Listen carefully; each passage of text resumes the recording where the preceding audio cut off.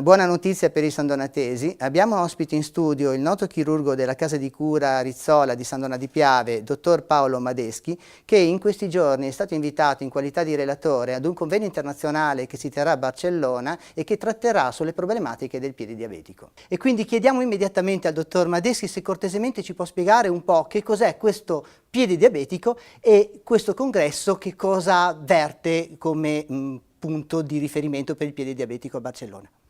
Allora, il piede diabetico, in due parole, è una patologia, cioè una malattia che colpisce i piedi dei pazienti diabetici.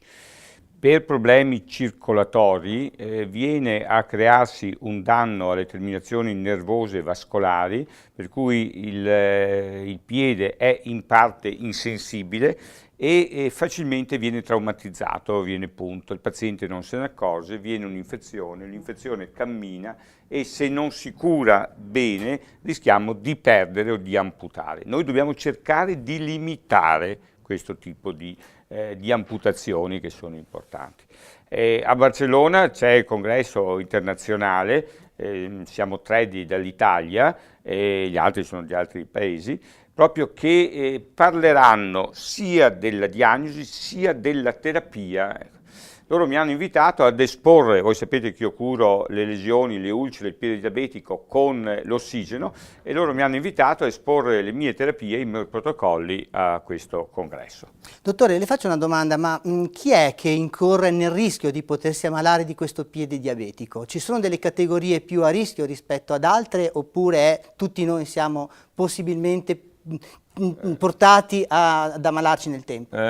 Tutti i diabetici, il diabete è in aumento per lo stile di vita non buono che noi conduciamo, tutti i diabetici se non si attua una profilassi opportuna vanno incontro a queste lesioni. Quindi la profilassi è quella di curarsi, di stare attenti e di osservarsi in maniera da prendere subito le proprie piccole lesioni. E a Barcellona quindi parlerete di nuove terapie, quindi, oppure sono terapie già esistenti che invece dovranno prendere un attimino... Vediamo, nel senso che il congresso è molto lungo, dura il 18, 19, 20. Ci sono tantissimi interventi di tantissimi diabetologi, chirurghi vascolari, proporranno le loro novità e si discuterà come mettere a punto una prevenzione e poi anche una terapia migliore. Le faccio l'ultima domanda, dottore, se cortesemente mi spiega un attimo in che modo viene curato il piede diabetico con l'ossigeno che lei ha appena accennato prima.